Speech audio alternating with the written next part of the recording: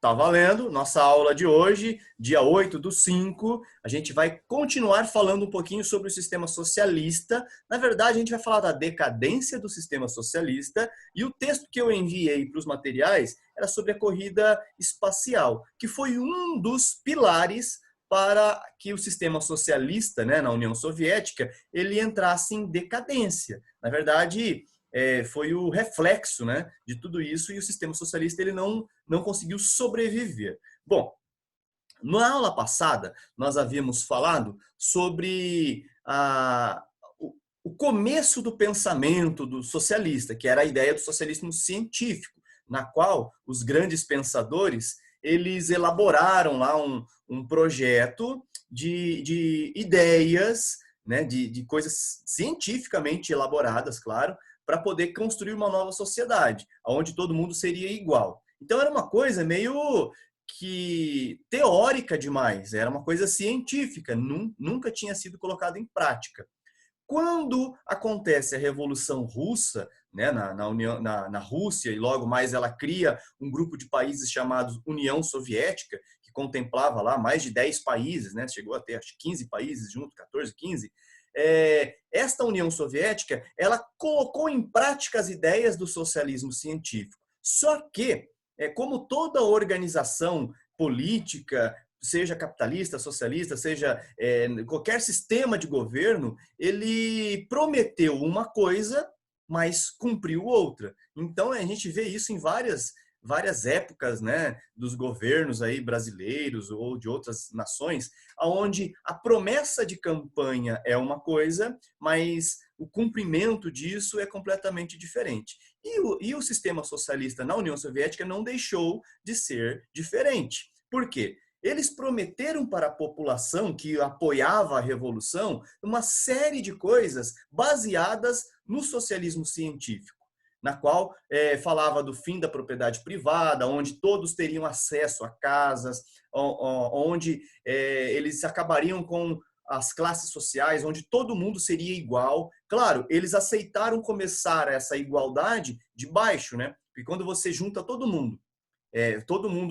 vamos supor, todo mundo rico, pobre, mas se eu tenho um número muito grande de pobres somado aos ricos, quando eu faço uma divisão por igual, claro que a média vai cair, né? A média de condição de vida cai. Então eles aceitaram isso, mas na esperança de dia após dia conseguirem enriquecer todo mundo junto. Seria um sonho, né? Por isso que muitos chamavam de socialismo utópico, que era algo assim, um sonho de se acontecer. Eu acredito que o céu seja mais ou menos assim, todos iguais, né? Não há um mais rico do que o outro. Se Deus nos aceitar para entrar no céu, eu acho que o céu todo mundo vai ser igual. Então, vai ser algo assim muito legal de acontecer. E o homem tentou fazer isso aqui, só que com certeza nenhum modelo de sistema, nenhum sistema social aqui vai dar certo.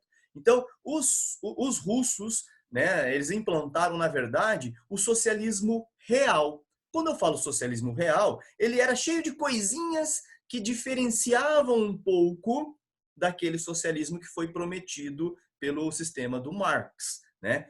Que eles usaram como uma promessa. Então, dentro do socialismo real, eles não conseguiram acabar, por exemplo, com as classes sociais. Então, o que eles prometiam, a inexistência de classes sociais, eles, na verdade, acabaram criando mais classes sociais. Por exemplo, eles criaram uma classe, eu vou escrever no quadro aqui, para vocês, né, fixarem melhor. Ao invés de todo mundo ser igual, eles tinham, na verdade, criado uma classe chamada de burocratas. O que significa burocracia?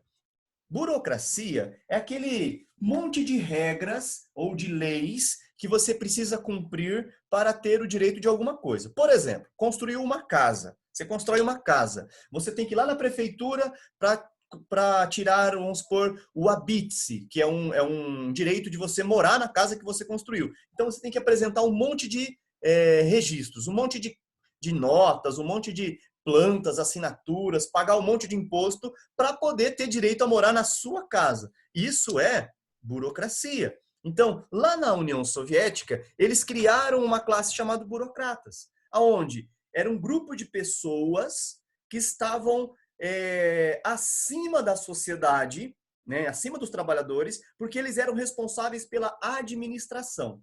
Seria mais ou menos os políticos, né, que nós temos aqui. Eles se acham superiores, que na ideia política, desde dos tempos dos gregos, que foi criada a democracia, o político, na verdade, ele seria o próprio povo. Ele não teria essa coisa de ser superior, ele seria um representante da população.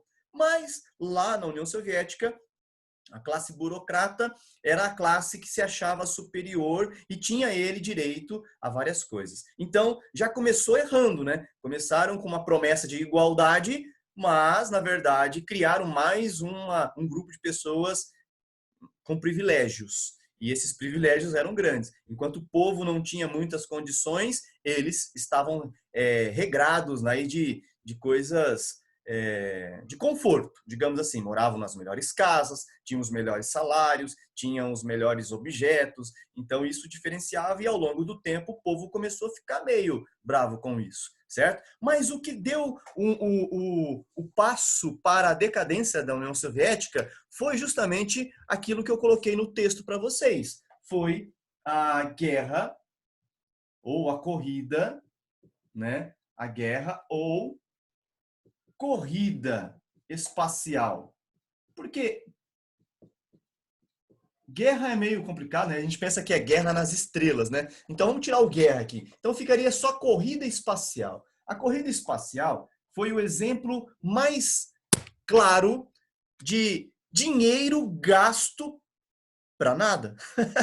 Isso que é o problema. Sabe quando você quer impressionar as pessoas, impressionar um amigo, impressionar um parente, e você gasta dinheiro para nada? Porque aquilo que você gastou, que você comprou, na verdade foi só você recebeu tipo um like, assim, oh, legal, e pronto. E não te ajudou em nada na vida. Foi mais ou menos o que a União Soviética passou. Por quê? Porque a corrida espacial, ela estava ligada diretamente numa disputa de ideais. Como assim ideais? O socialismo tinha que mostrar para o mundo que era melhor que o capitalismo, certo? Em todos os aspectos. Melhor que o capitalismo. O capitalismo já era mais antigo. Então, o capitalismo nós temos o poder, a capacidade de ficar ricos, nós temos, né, as empresas produzindo, vendendo, o livre comércio, né, o valor, o lucro, nós temos tudo isso. No socialismo, não, eles tinham que mostrar que eram superiores. Mas como que eu mostro para os outros países que ainda estavam indecisos que o sistema socialista era melhor? Disputando a ideologia. E dentro dessa ideia, dessa ideologia, eles tinham que ser melhores em tudo, no esporte, na tecnologia, digamos, na guerra. Por isso que a Guerra Fria é uma disputa ideológica. Você tinha que ter mais armas, você tinha que ser mais forte, mais poderoso, para que um monte de país que ainda não tinha se decidido qual linha de sistema seguiria, aqueles países menores olhassem para o socialismo e visse um sistema poderoso para você fazer parte deste grupo. Seria mais ou menos como um time de futebol. Se um time de futebol, claro que a gente está em isolamento, né? Não dá para usar muito essa analogia, mas se um time de futebol está ganhando todos os jogos que ele joga, ele ganha, e ganha de goleada. Claro que os novos torcedores, as crianças, vão olhar para esse time com olhos assim, nossa, eu quero torcer para esse time. Então funcionava mais ou menos assim, certo? Então, por exemplo, o Flamengo, ano passado, ganhou um monte de jogo, foi campeão. Quantas criancinhas que começaram a entender o que é o futebol não começaram a torcer para o Flamengo? E quantas que estavam querendo torcer para o Corinthians, porque o pai é corintiano, deixaram de ser corintiano e começaram a torcer para o Flamengo porque o Flamengo era melhor. Então essa era a ideia do socialismo, disputar em qualquer esfera ideológica.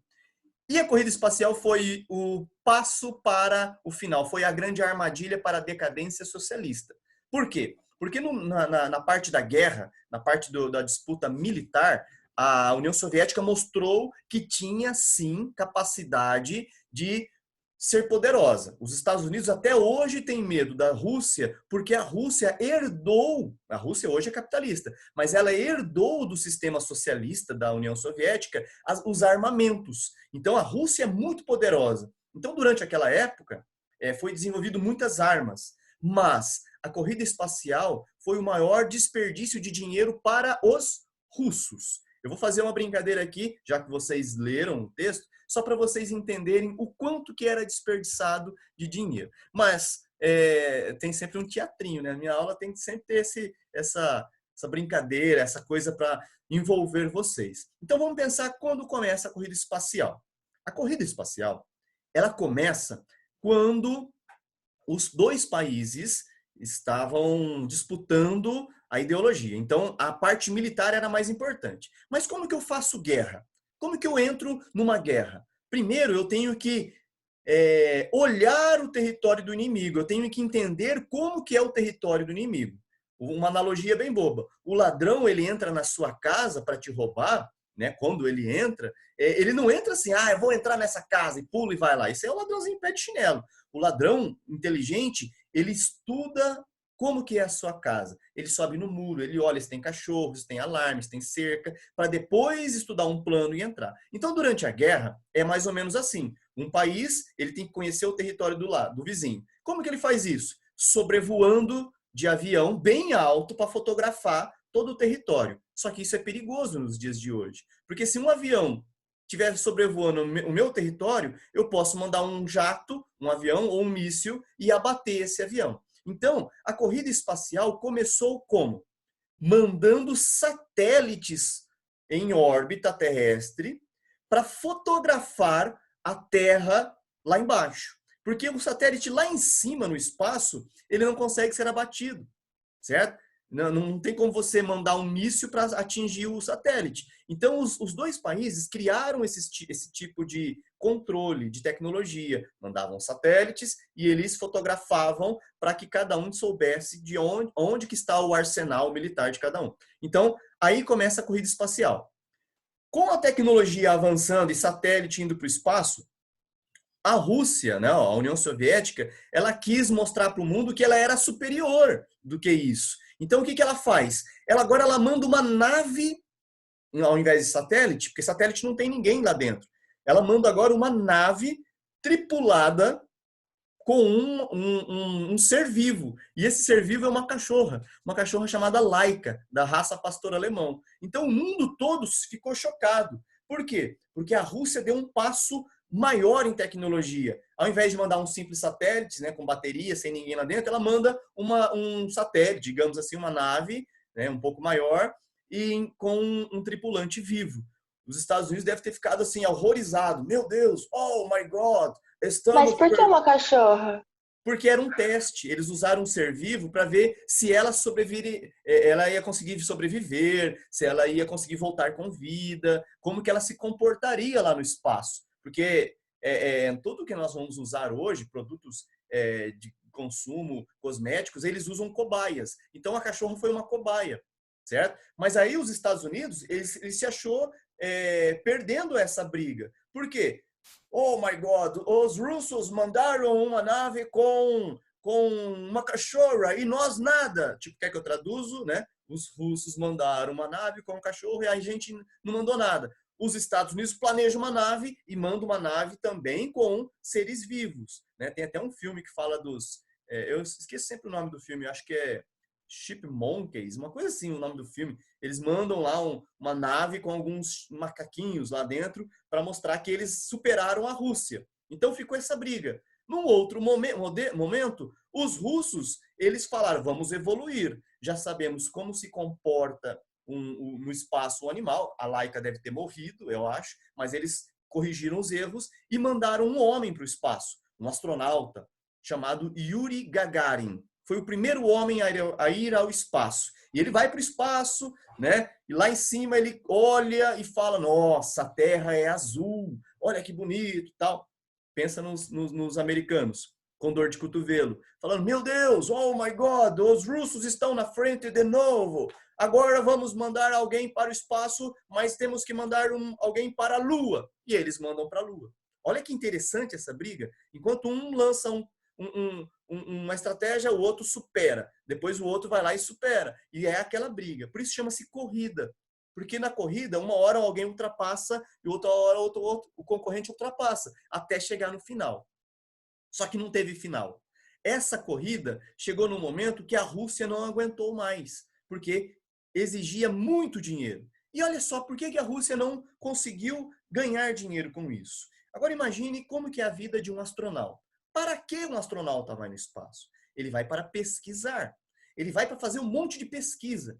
Para isso, eu faço sempre essa brincadeira, tá? Em todas as aulas que eu entro, para vocês fixarem qual foi o maior erro da Rússia. Para o astronauta, seja ele soviético, seja ele americano, seja brasileiro, o Brasil teve um que foi, lá em cima ele faz diversas pesquisas para tentar encontrar novas tecnologias. Então, hoje nós temos vários produtos que são decorrentes, são resultado dessas pesquisas espaciais. Tecidos, tipo óculos, tipo comunicação, né, via celular, alguma coisa assim.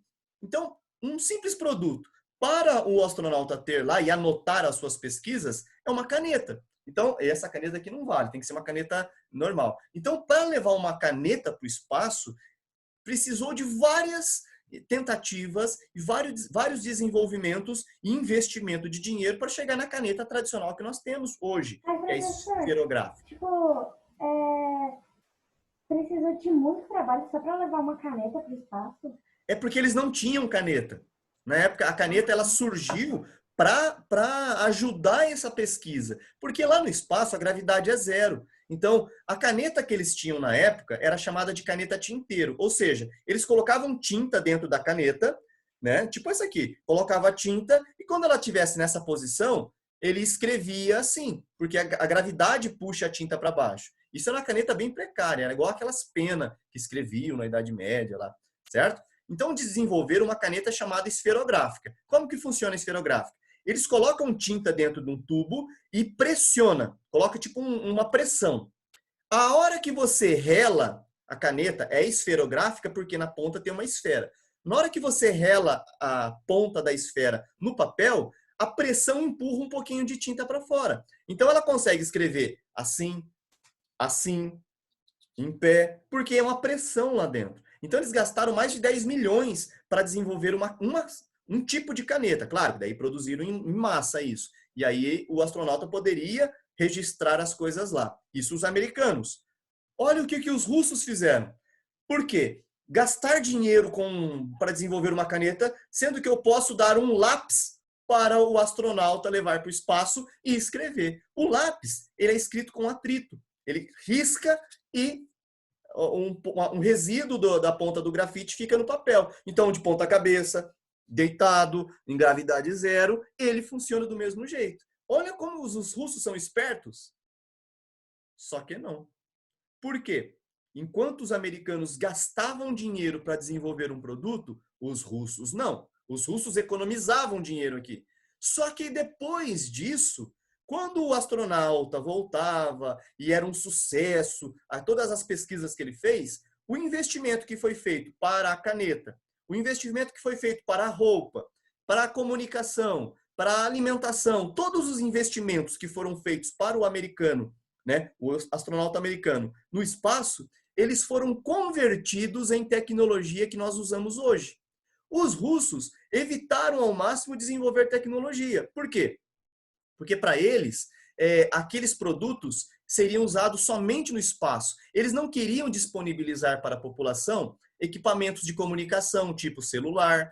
Para eles não queriam desenvolver roupas novas, né, novos tipos de tecidos, porque o russo ele vivia com o simples, com tudo que era mais simples, porque para eles todo mundo tinha que ser igual. Então, não gastar dinheiro com produto é uma coisa na hora, é uma economia, mas no futuro ele não obtém lucro, ele não ganha dinheiro com isso. Vou dar um maior exemplo para vocês levarem isso na vida de vocês.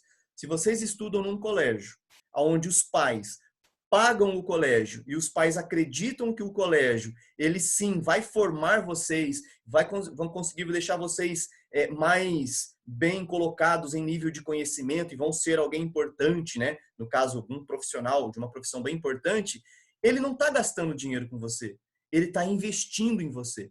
Então, esse é o maior segredo do capitalismo, é o investimento. Isso é fundamental, porque lá na frente você vai ganhar dinheiro, você vai trabalhar, você vai ser independente. Deixa eu aceitar a MDL aqui, senão ela vai ficar brava comigo. E você vai ganhar dinheiro, você vai caminhar com as suas próprias pernas. O russo teve, digamos, o pai ou a mãe que não investiu nele, não investiu na educação dele, e aí ele acabou não conseguindo ganhar dinheiro com isso.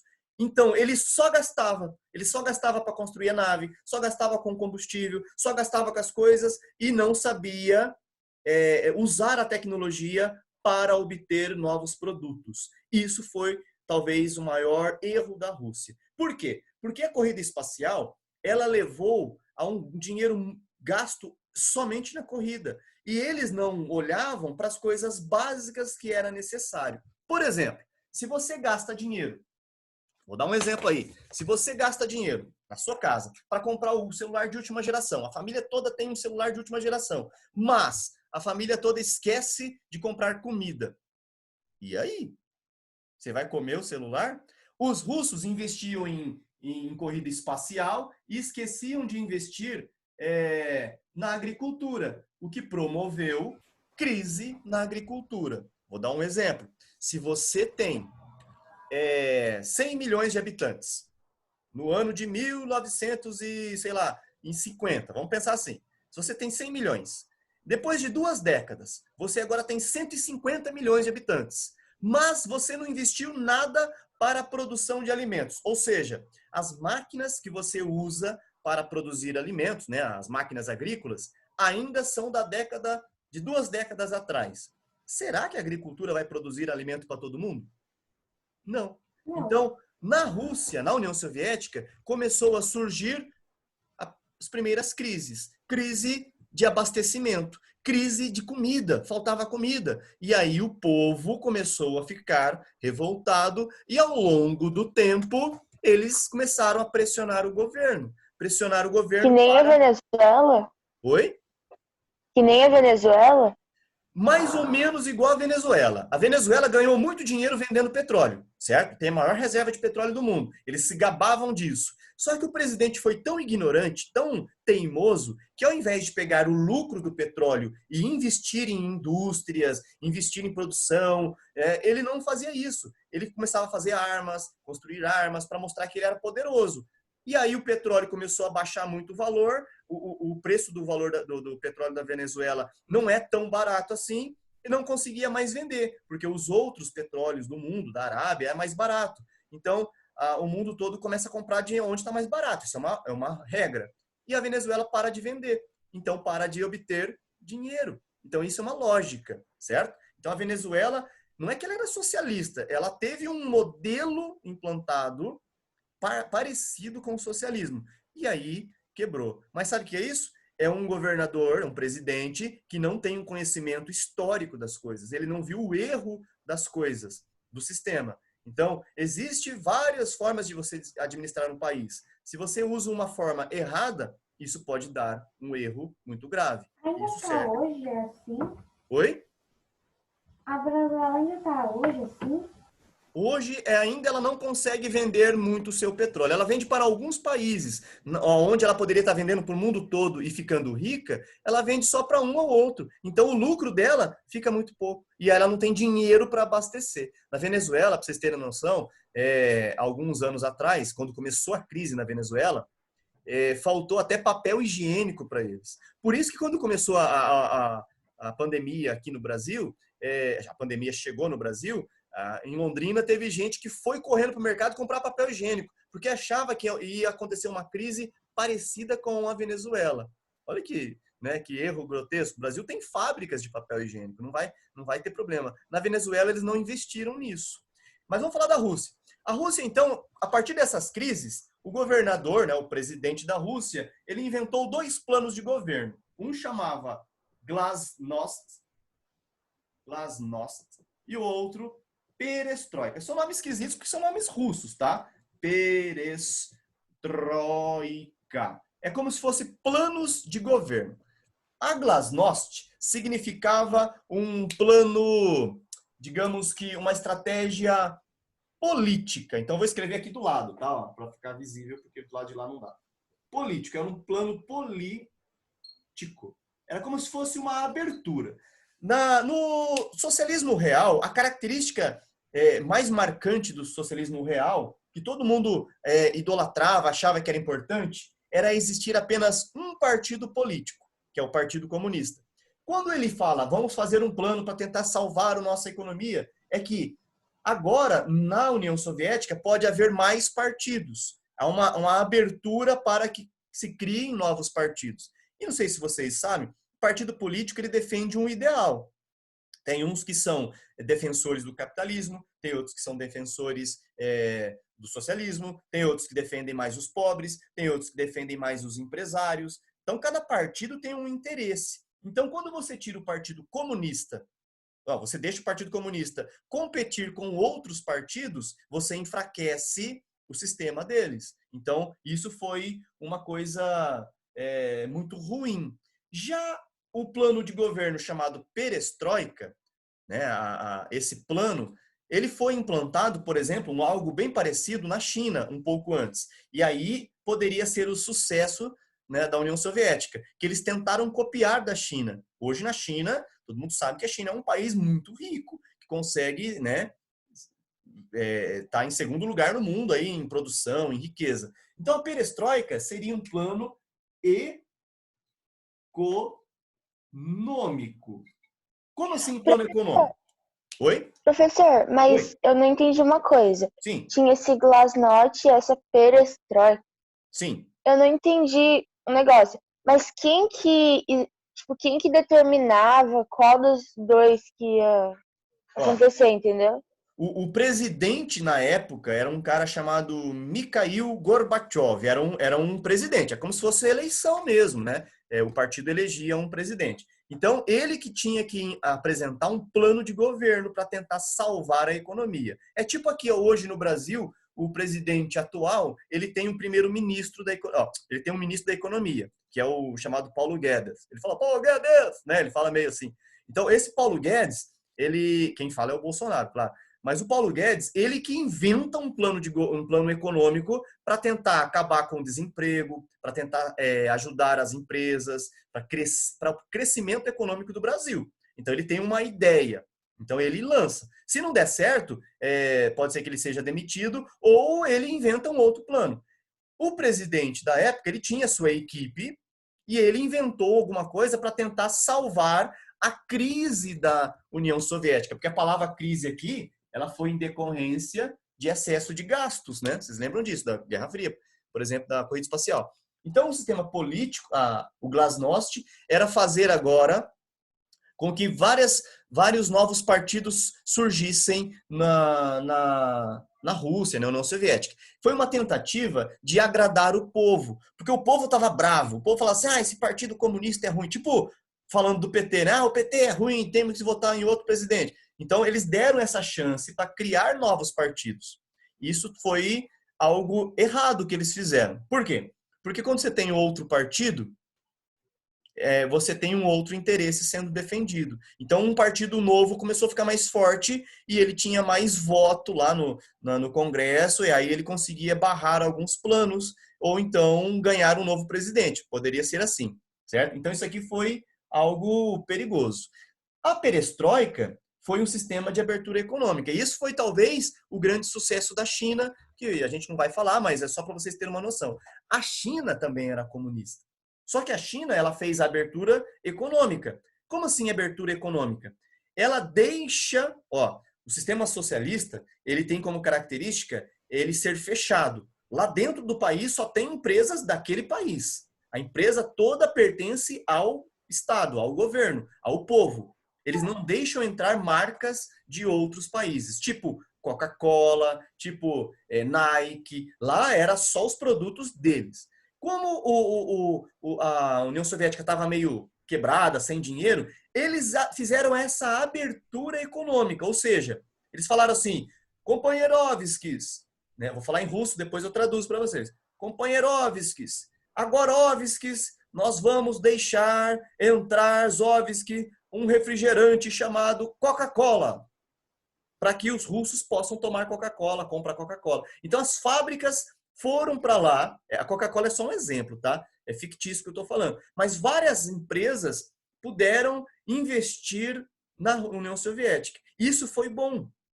Foi bom para a China. Hoje a China é um grande país porque ela fez isso, ela fez essa abertura. Em contrapartida, a China não deixou existir aquele sistema chamado Glasnost. Na China hoje só tem um partido que domina. Claro que tem outros pequenos partidos, mas só tem um partido que elege o presidente, os governadores, né, os prefeitos, e eles têm o mesmo ideal, eles têm a mesma concepção de sistema. Lá eles acreditam que o Estado tem que ajudar o povo, lá o Estado tem que dar condições para o povo ter casa, para ter moradia, né, para ter emprego. Então todo mundo pensa igual, certo? A Coreia do Norte é comunista? A Coreia do Norte é um comunismo diferente. Lá é um comunismo onde o fundador do país, né, que é o neto do fundador, quem criou o país, ele acha que ele é um rei, aonde ele não vai sair nunca do poder. Então ele manda no país de acordo com o que tem na cabeça dele. E isso é uma ditadura.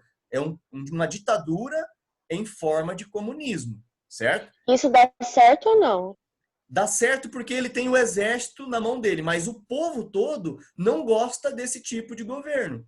O povo todo... Mas foi bom? Isso Na foi Coreia bom do Norte, para o não. Na país? Coreia do Norte, não. Na Coreia do Norte é horrível isso, porque o povo não tem direito, não tem liberdade de nada. Na União Soviética era a mesma coisa. Eram presidentes que foram ganhando, né, a presidência e eles eram meio que ditadores. Porém, eles tinham todo um amparo de um sistema, né, do partido, das pessoas que baseavam o partido. Lembra da burocracia que eu falei? Aquela classe? Era aquela classe de pessoas que concordavam com as coisas dos planos do presidente. Então, na ditadura, é uma pessoa só que manda pro resto da vida, até ele morrer. Então, lá na Coreia, começou com o avô do Kim Jong, depois o avô morreu, o pai dele assumiu e hoje ele está governando. Ele é novo, provavelmente ele vai viver muito tempo. Embora... Professor, Oi. e se no caso acontecer, tipo assim, igual aconteceu já no passado, é de não ter filho homem? Se tem mulher, a mulher assume nesse caso? No caso dele lá, esse Kim Jong, lá na Coreia, ele tem filhos pequenos. Então, essa semana passada falaram que ele tinha morrido, que ele fez uma cirurgia e tal. Se ele morresse de verdade, quem assumiria era a irmã dele. Aí uma mulher, assume normal. Porque vocês estão querendo virar ditador, é? Cuidado, hein? Eu não. Eita, nós. Pessoal, Não, é porque a gente estudou um negócio lá, faz um tempinho já, que no caso, tipo, ia passando o reinado, e daí aconteceu que um cara não teve filho. Só teve uma filha aí ela e no foi passado. passar, acho que pro primo, Isso, no passado, na Idade Média era assim, o rei da região ou o senhor feudal daquele local, ele sempre tinha que deixar herdeiros, né? Por isso que os reis, as pessoas que tinham importância, eles casavam e logo já queria ter filho. Se tivesse uma mulher, ele teria um filho homem. Mas lá na Inglaterra, por exemplo, claro que a rainha não manda nada hoje, né? Porque quem manda é o parlamento. Mas ela é a rainha, porque o pai dela só teve filhas mulheres, né? Então, na verdade, era a mãe dela que era poderosa, que era a rainha, teve uma filha mulher que era ela, e aí não teve filhos. Então, os homens agora na Inglaterra, que vão receber o título de rei, é só quando a rainha morrer, o filho dela, que é o príncipe Charles, que também já está bem velhinho, se ele morrer, aí é aqueles príncipes lá que vão herdar o trono da Inglaterra. Mas isso é uma coisa histórica. Na Coreia, não. Na Coreia é uma ditadura. Ditadura é uma forma de rei que se acha rei e o povo aceita. O povo, né, o povo acha que ele é e ele vai mandar no país. Na Coreia do Norte seria isso. Mas, na verdade, você consegue ficar, tipo, mais que 40 anos, assim, nessa ditadura aí. Sim, se o cara viver até os 100 anos e tiver condições de governar o país como ditador, ele vai ficar. Lá na Coreia, acho que talvez na Coreia, existem poucos países que são ditadura, certo? Deve ter uns 20, 30 países no mundo que não são democracia, que são ditaduras mas mesmo. dá para renunciar? Ó, ele pode renunciar, ele pode deixar alguém no lugar dele, né? Ou então, em alguns países, o povo se revolta e tira do poder e estabelece uma democracia. Tipo como foi a ditadura militar no Brasil. Só que a diferença da ditadura militar no Brasil é que o exército que mandava, eles não deixavam ninguém fora do exército assumir o governo. Então, era entre os generais, eles iam assumindo a presidência, certo? Não era um ditador, era uma ditadura militar, era um militarismo, o exército que mandava no país, certo? Então, essa é a diferença. Pessoal, vai acabar o nosso tempo, então eu quero dizer para vocês o seguinte: a partir do momento que o último presidente da União Soviética estabeleceu esses dois planos, o plano perestroika poderia ter dado certo, que era a abertura econômica, o país poderia voltar a ter dinheiro. Já o glasnost fez com que a população ganhasse mais força, os novos partidos ganhassem força, e chegou um dia que acabou. Eu deixei uns vídeos para vocês assistirem, né, do Jornal Nacional, informando lá que tinha acabado. Então, a União Soviética deixou de existir, muitos países deixaram de ser socialistas e passaram a ter um sistema capitalista de novo, né, com democracia, com novas aberturas econômicas. Então, vai acabar o nosso tempo. Eu deixo aqui o meu obrigado. Obrigado pela participação.